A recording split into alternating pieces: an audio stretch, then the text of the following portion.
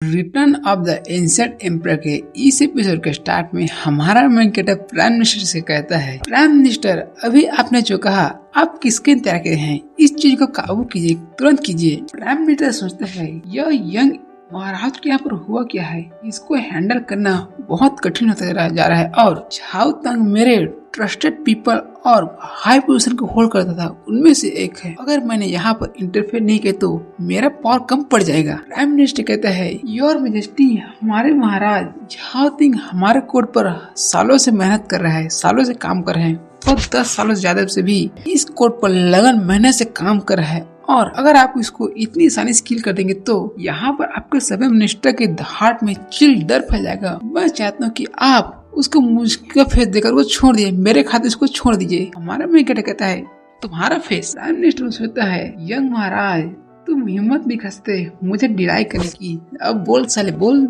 ये कहता है क्या है तेरा फेस, तेरे फेस में आखिर रखा क्या है, यहाँ पर किसी चीज की और जरूरत नहीं।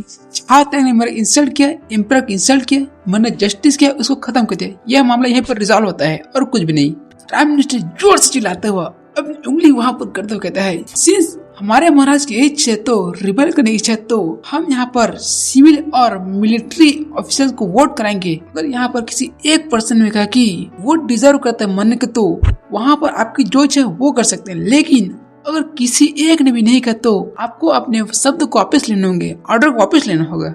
यहाँ पर सोचती है यह पूरा इंटायर कोर्ट चाय चून के लोगों से भरा हुआ है, भला वो क्यों इसके विरोध करेंगे, यहाँ पर गड़बड़ हो जाएगी, मुझे एम्परर को रोकना होगा, हमारे महाराज। लेकिन महाराज कहता है ठीक है तो चलिए सभी लोग वोट करें। मिनिस्टर आप सभी लोग चुप है, आप हमें बताएं कि झाओ तिंग मरेगा या नहीं मरेगा। कोई मिनिस्टर कहता है प्राइम मिनिस्टर कोई बातों को ऐसे नहीं करते हैं, हमें उनकी बातों को मान रखना चाहिए, वो नहीं मानना चाहिए। कोई दूसरे कहता है हाँ हम उन पर बिलीव करते हैं, वो नहीं मानना चाहिए। तीसरा कहता है हाँ मैं भी इस बात को थिंक करता हूँ कि वो यहाँ पर क्राइम उतना बड़ा नहीं कि उसको मार दे जाए। और कोई सोचता है यंग एम्परर अभी भी अनएक्सपीरियंस है, वो प्राइम मिनिस्टर के जाल में फंस गए। हमारे में कह सकते ओ रियली यह तो एकदम वन साइडेड था, मुझे प्रोटेक्ट करने के लिए।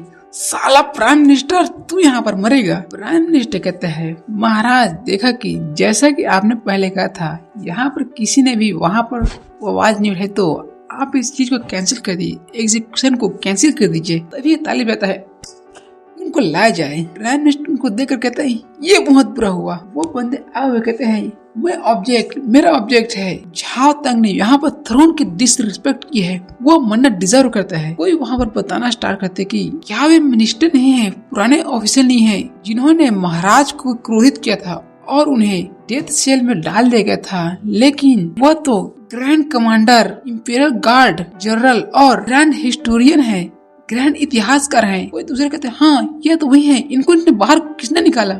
वो सब लोग यहाँ आते हैं, हमारे महाराज लंबे जिए, हमारे महाराज लंबे जिए। उनके चरणों में मैं कहता है मिनिस्टर सभी उठ जाइए, मैंने आप सभी पर इन्वेस्टिगेशन किया और मुझे पता चला कि आप सभी लोग इनोसेंट है, इसलिए मैंने आपको प्रिजन से बाहर निकाल दिया, आपकी पोजीशन को आपको वापस दे दिया, सभी लोग उठ जाइए। प्राइम मिनिस्टर सोचता है साला यह सभी तो मेरे एनिमी है और इस डायनेस्टी के लॉयल पीपल है, तेरी हिम्मत कैसे एम्परर, तेरी हिम्मत कैसे इन्हें मेरे सामने लाने की और अपने में शामिल करने की। और यहाँ में कुछ देर पहले का सीन दिखाता है, कल का सीन दिखाता है जब मेन कैरेक्टर ने सू को कुछ कहता है, सू तुम जाओ डेथ सेल में और सीक्रेटली वहाँ के मेरे लॉयल मिनिस्टर को रिलीज कर देना और आज सुबह कोर्ट में उनको पेश कर देना।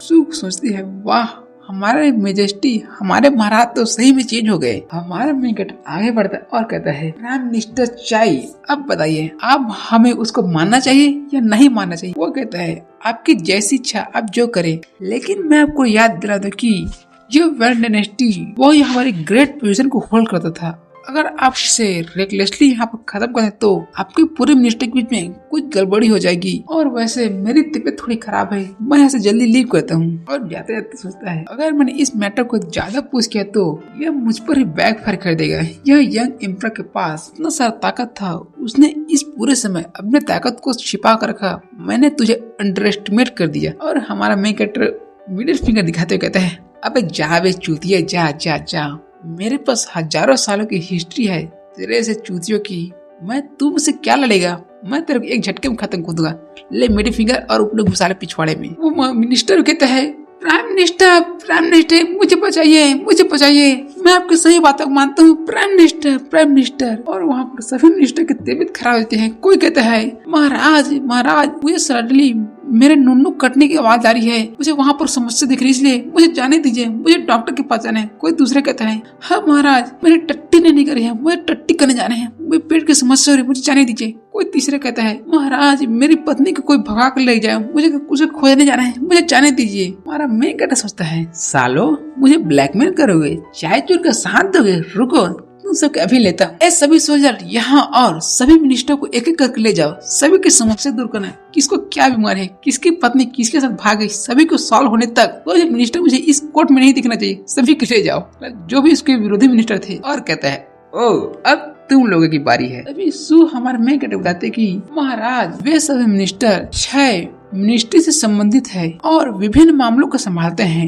यदि आप उन सभी को अचानक हटा देंगे तो सभी क्षेत्रों को जो वो सभी कंट्रोल करते हैं वहाँ पर गड़बड़ी छा जाएगी और ये पूरा एम्पायर पूरा तितर हो जाएगा, सभी की समस्या आ जाएगी। इस पर क्या करेंगे? हमारा मेन कैरेक्टर कहता है चाय चून इस पूरी अदालत को पैरालाइज करना चाहते हैं और मुझे अपने कदमों पर झुकाना चाहता है, लेकिन उसने मुझे एक बहुत अच्छा गोल्डन अपॉर्चुनिटी दे दिया है। यदि मैं इस मौके को होल्ड करता हूँ, अपने गुस्से को होल्ड करता हूँ, तो मैं इस समय को उपयोग कर सकता हूँ अपने लाल मिनिस्टर को आगे बढ़ाने का, उन्हें बढ़ावा देने का और उन्हें पूरा अपनी सत्ता वापस लेने का, उन्हें सुरक्षा देने का, जिससे मेरी पावर मेरे हाथ में वापस आ जाएगी। और वो तभी सभी मिनिस्टर के सामने झुकता है और कहता है सभी मिनिस्टर मैं एडमिट करता हूँ कि पहले मैं गलत है, लेकिन मेरे अंदर अब लाइट आ चुकी है, मैं डिटरमाइंड हूँ स्टार्ट से शुरुआत करने का। क्या यह सभी मिनिस्टर मेरा साथ देंगे और इस पूरी डायनेस्टी को बढ़िया बनाने में मेरा साथ देंगे? मैं आपसे यह आशा करता हूँ। सभी मिनिस्टर एक दूसरे को देखते हैं और न बनाकर कहते हैं जैसे महाराज की इच्छा,